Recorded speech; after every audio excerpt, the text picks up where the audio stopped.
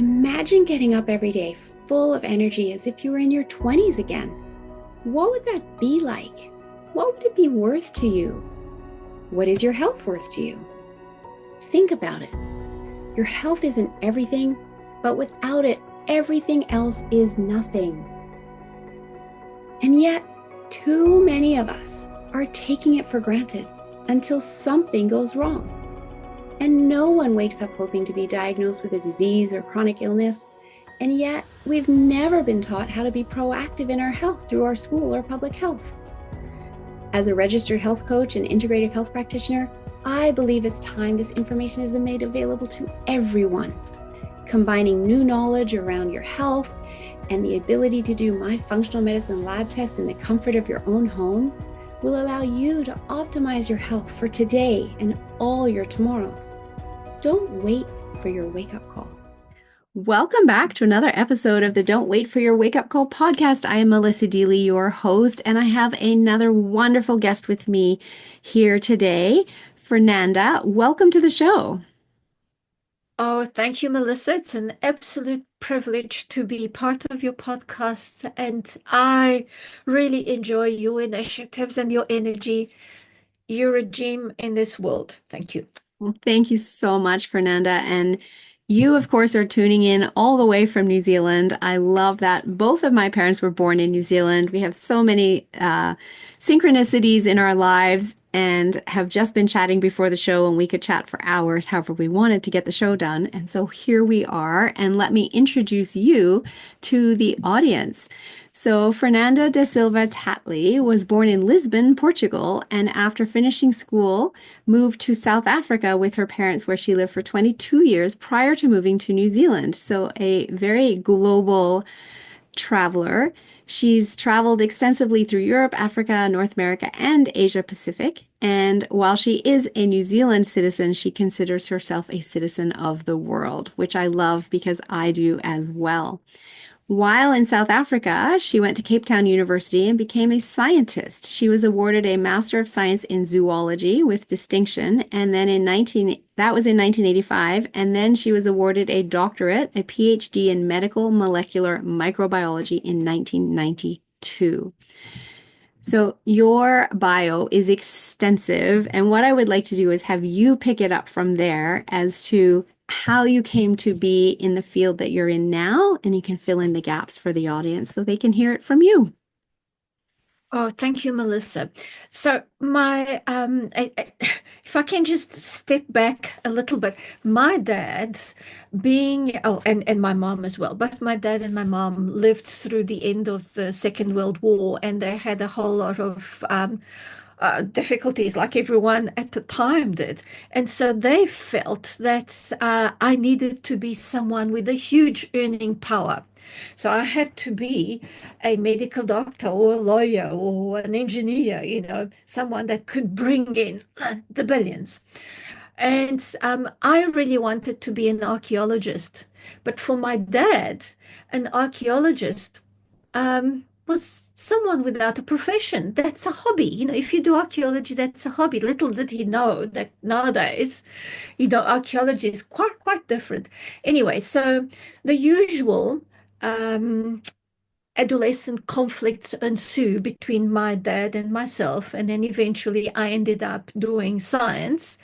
And I do, I think it was the right approach to do science. I have enjoyed it. I've had the most incredible opportunities and the ability to learn so much that I didn't think at the time I would. However, deep down in myself, I've always been an archaeologist. So I've been digging in the sand all my life. I don't just do, and I didn't just do the science in a sort of a standard science. I always looked outside the box, so to speak. And one of the things that I felt in science was that there was a lot of, and then there still is, and it's part of what science is. There's a lot of focus on academic research, but I wanted to see research that was useful to be translated. And there's always place for basic research, fundamental research, which underpins everything that we do, but it's useful as well to see it translated, and not necessarily in a commercial way, but something that would be useful for the people. I've got a very socialistic heart. That's just the way I am, and I did see it that way.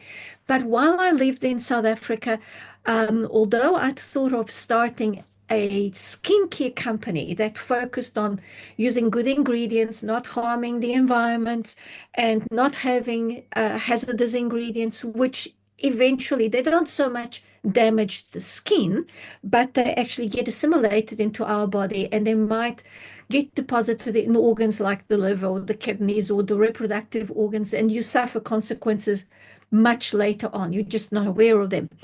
Um, so I wanted to do that, but I felt so unhappy that here I was, a white person in South Africa. I was quite privileged. This is the height of apartheid. And even though in academia we had um, all sorts of groups, ethnic groups together, we didn't think of each other different. At the end of the day, everyone went to their houses in separate suburbs.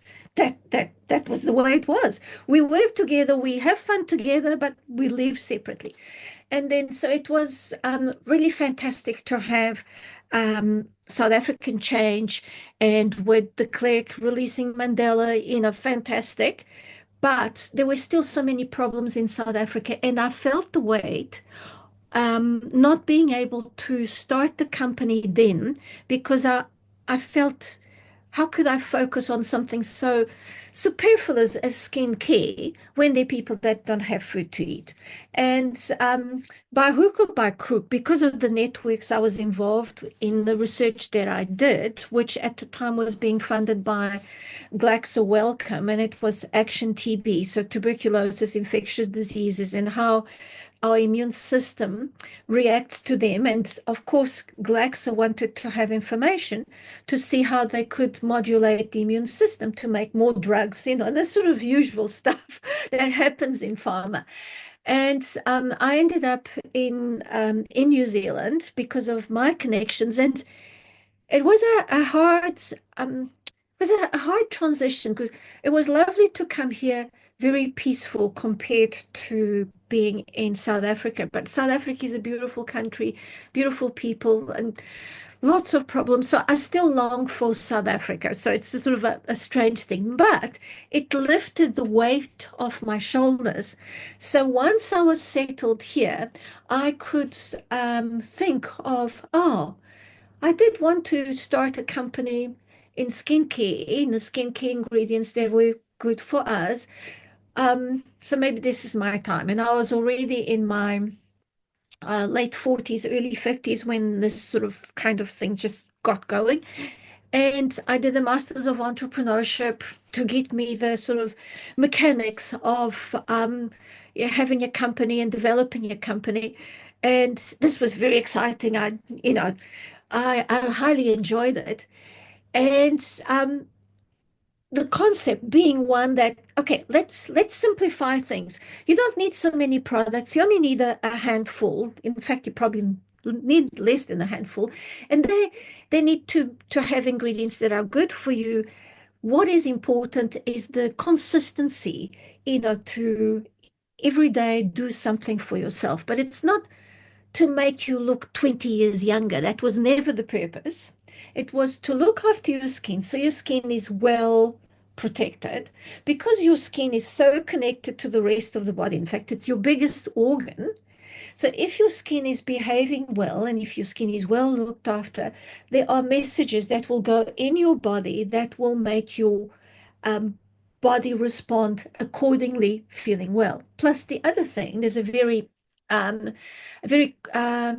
it's a simple but it's complex connection. So we have all these sensations on our skin, and these sensations, because of nerve endings, end up with messages in our brain. Okay, so our brain then responds whether you are stressed or whether you're feeling relaxed. If you're stressed, there's sort of messages that go to the hypothalamus and to the pituitary, and then all sorts of little messages start getting released that get into the adrenals, the little glands on top of the kidneys, and they produce cortisols. And then cortisols are floating about, and guess what do they do? You're now in flight fright mode. You tense, you've hiked up. So that shows in your skin as well. And what people don't know is that the skin also is able to produce cortisols. So not only you have cortisols from your adrenals, but you have cortisols from your skin. So you are in a super hyped up state of tension.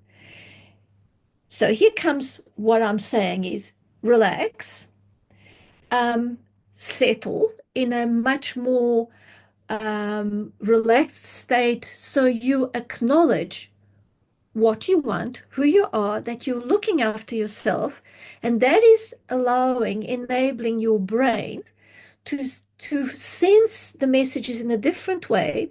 So things happen where endorphins are released, which are the natural opiates that make you feel good.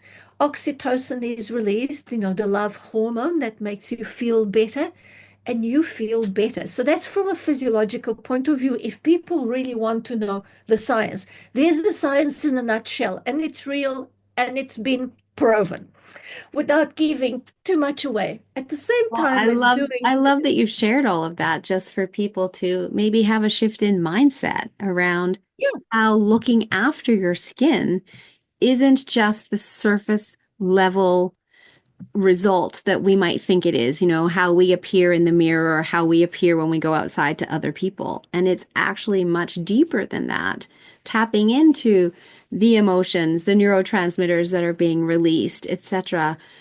The cortisol in our body that is being released, all of these things are impacted by the health of our skin. absolutely. And they're in a constant conversation, there's a constant communication, and with all our organs as well, because we're all connected with the circulatory system, nervous system, and so on. But what I wanted to move on to now is that, so that was from a physiological, biochemical, very sort of like very factual point of view. But at the same time as developing the company, or in fact, before that, I got involved with a group of people that were very much into using meditation as a form of relaxation. And then I discovered Reiki. So Reiki as an alternative form of energy, with the key that flows through everything. I thought this was really such a complementary gift to what we have in the physiological sense, because we're not just a mechanical body. We are everything.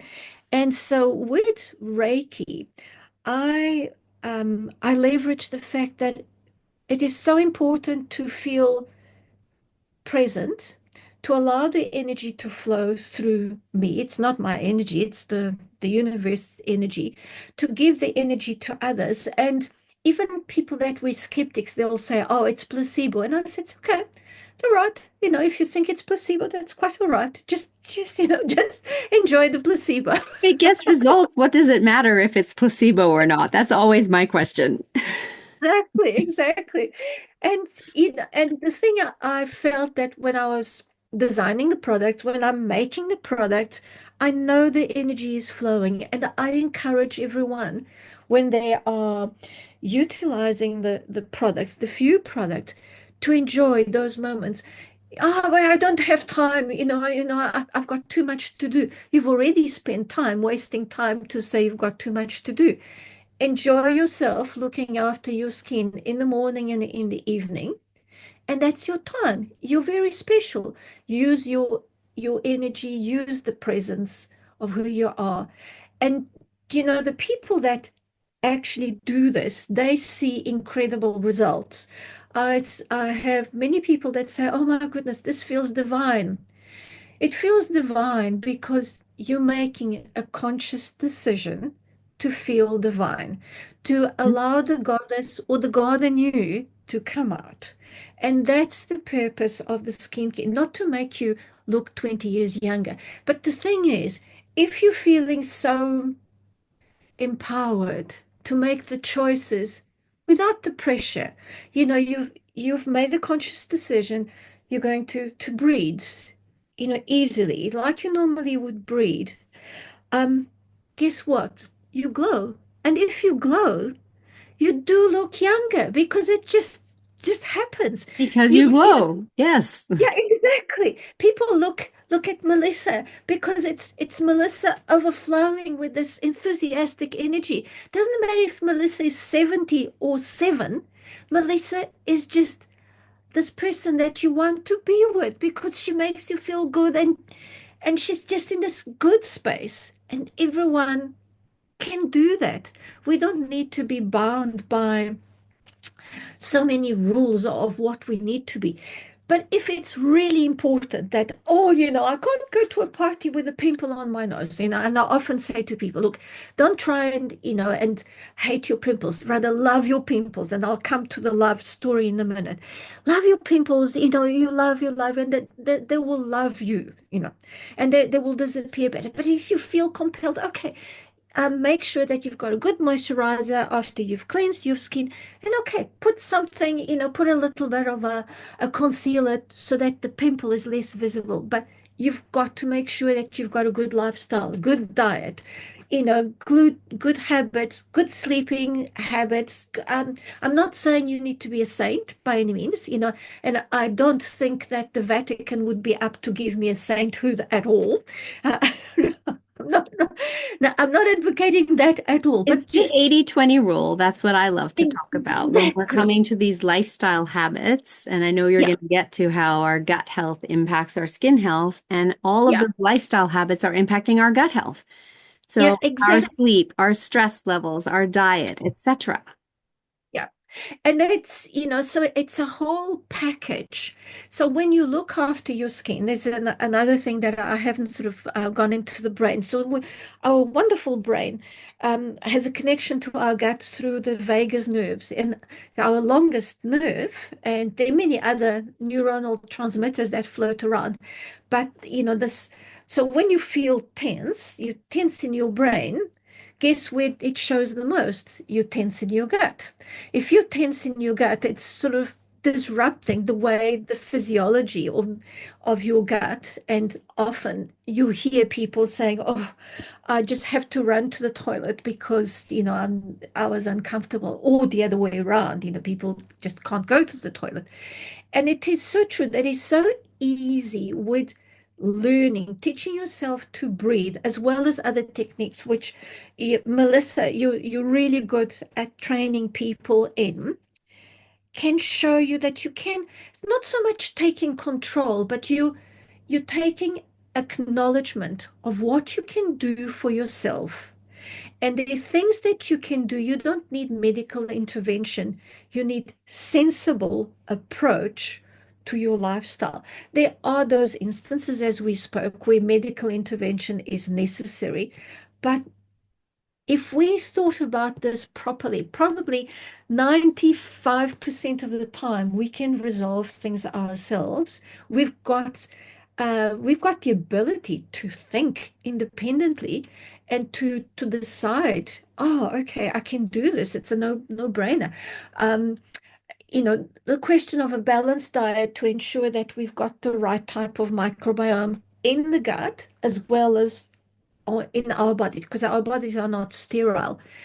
It's makes a lot of sense to have a good source of protein, carbohydrates, lipids, plenty of hydration. So let's drink plenty of water. People often say to me, oh, with skincare, I couldn't be bothered with skincare. Can you give me one product where I can put everything together? So it's a moisturizer, a cleanser, and a serum all together. So I say, great. Yeah, I'm very happy to develop that for you. Okay, so first of all, let's think of what you do during the day with your diet. Would you like to have a meal all in one? So we have breakfast, lunch, and dinner, as well as tea and dessert, and we put it in the blender. And now you have that as your all in one. Does that feel good? Does it taste good? And then the penny drops. So it's not about getting everything in one go. It's to have the ins and outs, the waves, you're at the peak, you're at the trough. You have to balance things, you don't get everything instantly in one go. It's very much healthier to have food over a period of time during the day. You don't just drink a liter of water in the morning and then another liter the next morning. You drink during the day. Um, we are living creatures that need to be cared for on an ongoing basis. And it comes to the love as well. I often say to people, when you apply the products to your skin, please don't rub. Make love to your skin. I'm not saying to sexually have sex with your skin. That's not what I'm saying at all. But just glide the product on your skin. And as you glide, the sensation on your skin changes. Where does that sensation goes? All the way to the brain. What does it do? It makes you feel good. If it makes you feel good, your skin is more receptive to the product. So the product is more effective. No brainer. I'm not an Einstein. Can you see the connection that it's just so easy to do it? Absolutely. Absolutely. It's part looking after your skin is part of your self-care routine as opposed to something that I just have to rush through because I'm going to bed now. Yeah, yeah. Or, I'll better just eat this because I've got a whole day's work. Why do you want to work like that? It's look, I don't want to be religious in any sense at all because I'm not. I'm a very spiritual person. I'm not a religious person. But when in the good books like the Bible or the Quran or any guide of sort of various religions, there's always a time where people work, people sleep, and then people rest. Yes. And I don't think whoever wrote those books, inspired or not, that they had any sense of how important for the body to have a good balance of energy working, and then you're recovering, and then you're ready for the Bout of next of work. activity. Yes. Yeah, exactly. Yeah. And it's not just your muscles that need to rest, your brain needs to rest as well.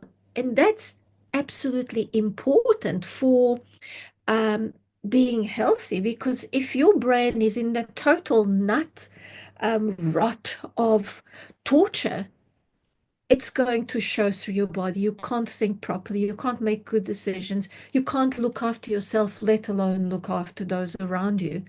So the whole lot implodes. So my whole philosophy was about caring for people. To be quite honest, if I had thought about it properly, I should have gone into more just teaching people how to look after themselves rather than developing products. Having developed physical products added another complexity to whatever I do. But I am very proud of what I've developed. And I'm not saying proud from a point of view of being vain. That's not at all what I mean. I know that what I make is good. When people try the product, they say, wow, what incredible texture. Yes, I know, because I do a few little tricks behind the scenes. And I do it because I enjoy it, but it's also because I feel we need to have what makes us just discover the kid in ourselves. And when you're playing as a kid, you find all sorts of interesting things, whether you're playing at the beach or at the pool or in the garden. And we've had such privileged lives as to have had time as kids. Many kids don't have time to be kids, sadly, and that pains me a lot. And I would, so what I think in the long run, what I would love to have started, but I don't know if I'll ever get there, is to have this foundation where I encourage kids to be kids and then to develop the sense of what they want to do, not because like my dad wanted me to be a medical doctor because being an archaeologist is not good enough, but because, you know, it's all right to be an archaeologist and you're so good at what you do that the world, the universe will open up and you'll attract all the right things that you need to be a good person and have lots of money if that's what you want, or just have lots of joy because, happiness is not just measured in dollars. It's, It- um, Happiness is not measured by money. However, money does oh, allow us more that's resources. And I say go big. exactly, I say go big to give big, right? Have, exactly. if we have more wealth, we can give more of it to the people that are, Yeah. in need of it, which is, of course, why I started Girls Matter. And thank you for your donation to Girls Matter. And together we can all Oh, build that. So I and love what you, I love the concept, so well done for doing that because it's so important. We should have, see, we should have you like droplets of oil on a pond of water, lots of droplets of oils, helping girls all over the place. And then the oil droplets will coalesce into a big pond. And, you know, you reach a lot of people and most people. and that's the mission. That's definitely what I am doing with Girls Matter is, we started out small and we have a board of directors now. We've had 4 girls graduate from university. We've got girls at school in Kenya. We've got girls at school in Uganda. And it just continues to grow, right? Yeah. And Yeah. people start to learn about it and realize how privileged they are in their lives and that they can support others in a very small way, even if it's just $10 a month that they donate. That adds up and helps more girls. So I love what you're doing. I love, where you're going and what you want to accomplish in life. And I just want to come back to when we talk about caring for our skin as well. There's so much media out there, there's so much marketing out there about skincare. And of course, all of the companies want to grow their revenues. And so they say you need this and you need this and you need this and you need this and you need this and you need this. And it seems never ending and overwhelming, etc. And I love your minimalist approach to skincare. And I would just love for you to talk about that a little bit as well. So, just in a nutshell, essentially what you need are sort of basically 3 products. One is a cleanser, but if you don't want to use a product as a cleanser, please use a face cloth, a good face cloth, but it takes longer to cleanse the face with a face cloth because you've got to go a few times. Face cloth and warm water, not hot water, warm water.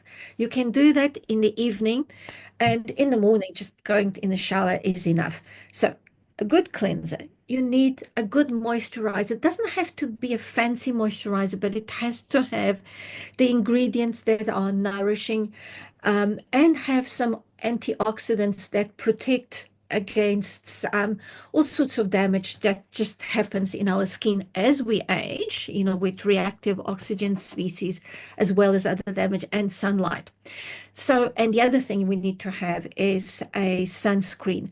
Um, I suppose in North America, you don't have so much the issue we have in New Zealand and Australia because we're very close to Antarctica with a nice ozone hole. Yes. With a little bit of damage, but I still think that you need to be careful, even in the northern hemisphere using sunscreen. Um, if you don't enjoy wearing sunscreen, please don't feel compelled to take pills to stimulate your melanin. That would be a conversation for another time, but don't do it. It's not as effective as sunscreen for a variety of reasons. So wear a hat, make sure, and especially like Melissa, you so fair, you need to wear a hat, I wear a hat all the time. I have some super clean sunscreen that I buy and use. And it's also part of why I don't live in Australia anymore because I Oh, used to get sunburnt just driving to university in the car, right? yeah, And yeah, I had a yeah, soft top car. It would still come in through the windows and I would get burnt on a summer day and my chest would get burnt above my t-shirt yeah, line, etc.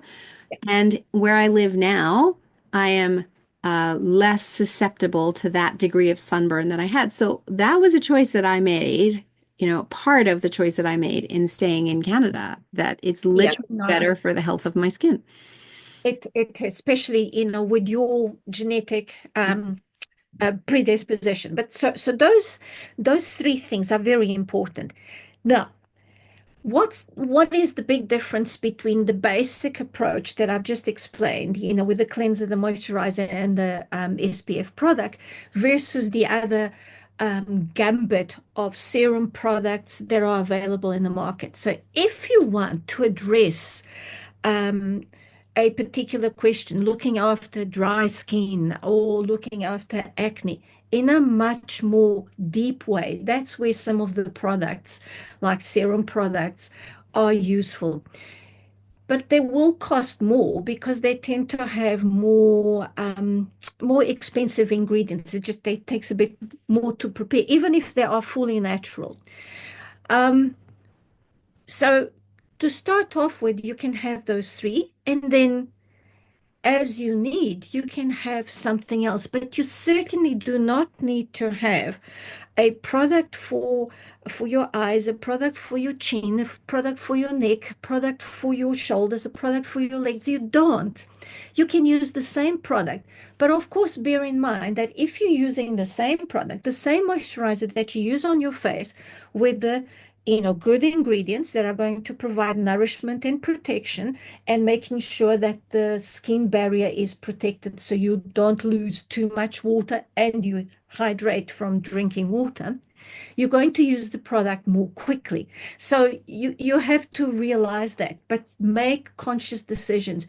You are never going to look like the models that sell the products on Instagram or Facebook or Google ads, whatever. No, you are going to look like you. But why should you look like the models? Because it's you that we want to see having good skin. If you look after yourself, that's great. So, three products and one or two others that you choose to use every so often, or you can choose to use every night or every day if you want to, but you don't need 12 products. There is a reason why companies are bringing through so many different products, and that's just the force of competition. So if you want to be ahead of your neighbor, you need to bring something new. Technologically sort of promoted developments, there are quite a lot on the market, and most of them are not approved natural, and we don't really need them. So we talk about delivery systems that so-called target specific cells and specific areas, layers in our skin. We're not exactly sure that those targets will get to where they need to be. Plus, the other thing, bear in mind, if they have some encapsulated material, these capsules, whether they are gold or silver or platinum, they're going to be depositing in our body somewhere. And some of them get excreted, some not.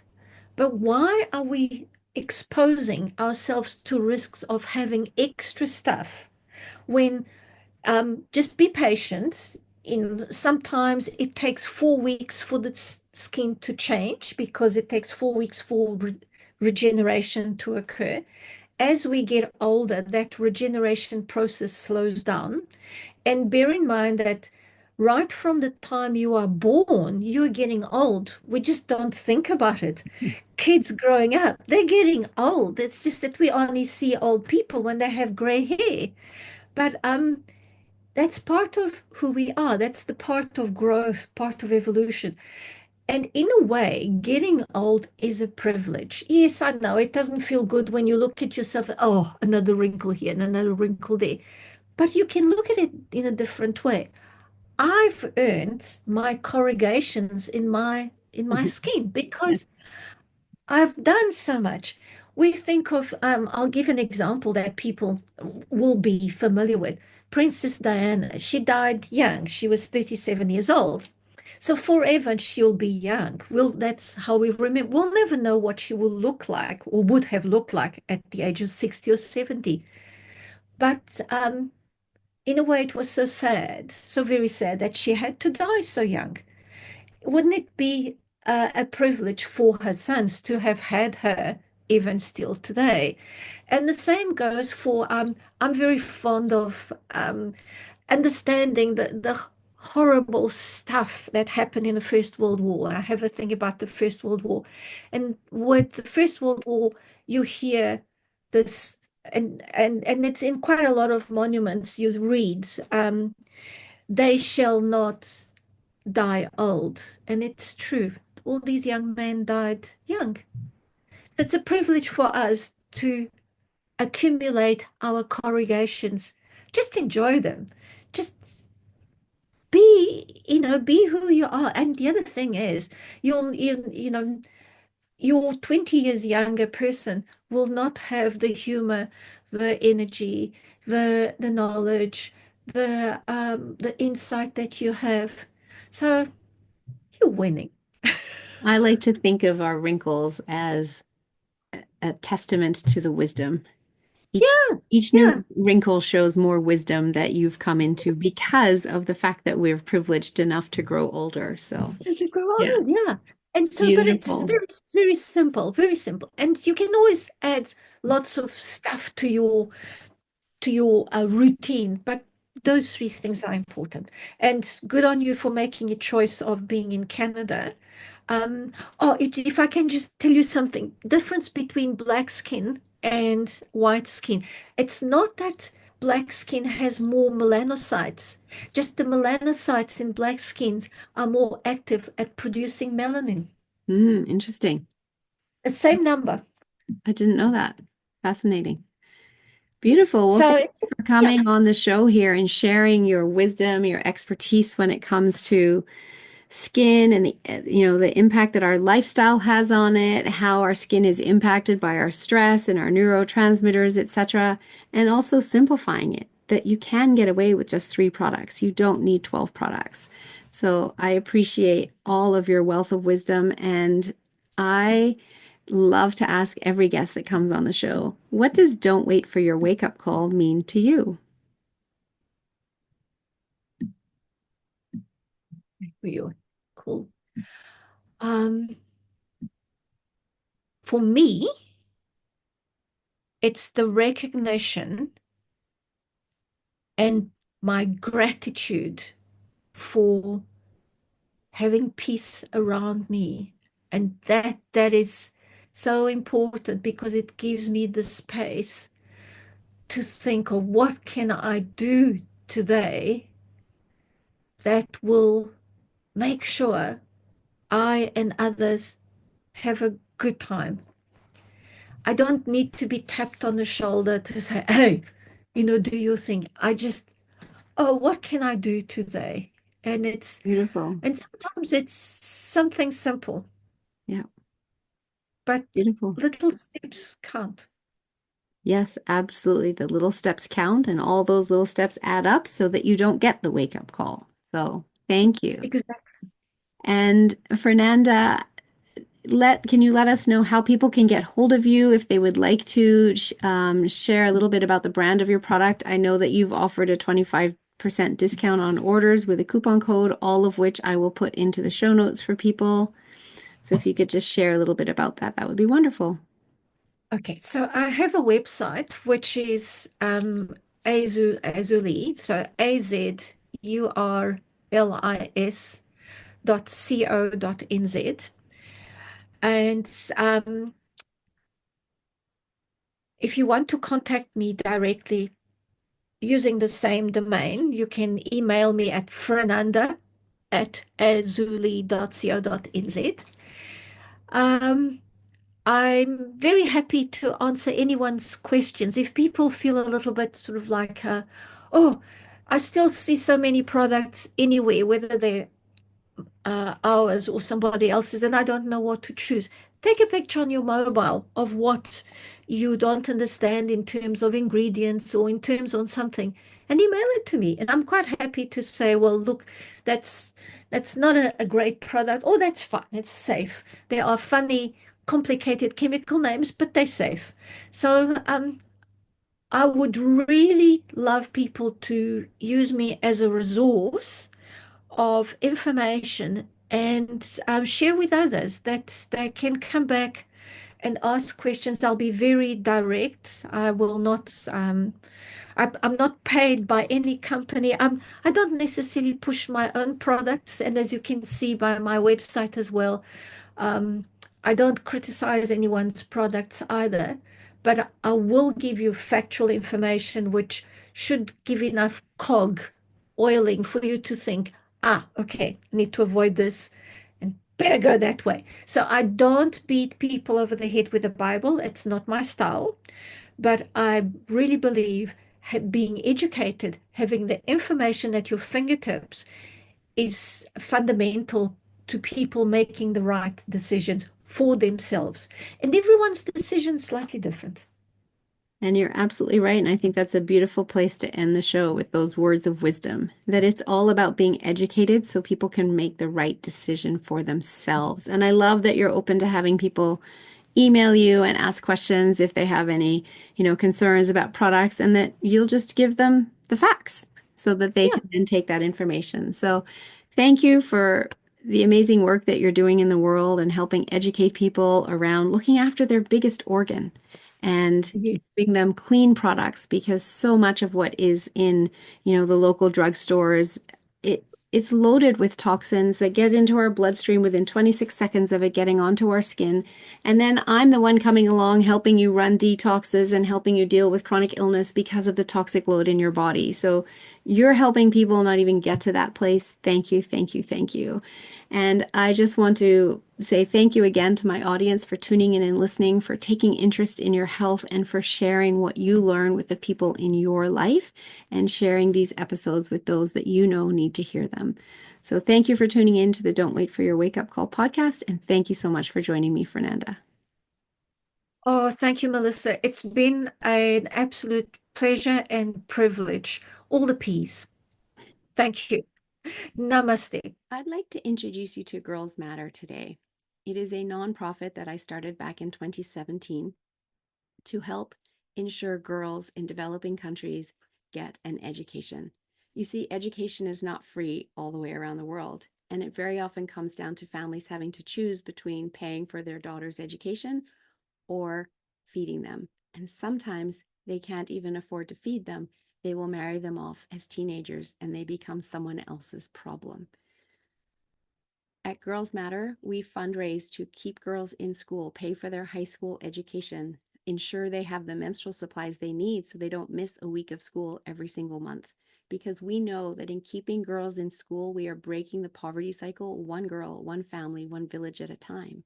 When we educate the girls, we actually can grow the GDP of the country. When we educate the girls, we're also having a powerful ripple effect, because an educated girl is more than twice as likely to educate her own children.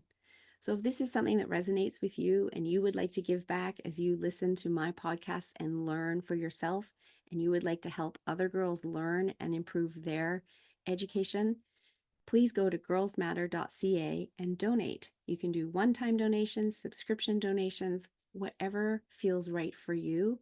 As you enjoy the content I provide to you, please choose to give back and support girls in improving their life elsewhere around the world. And for that, I thank you.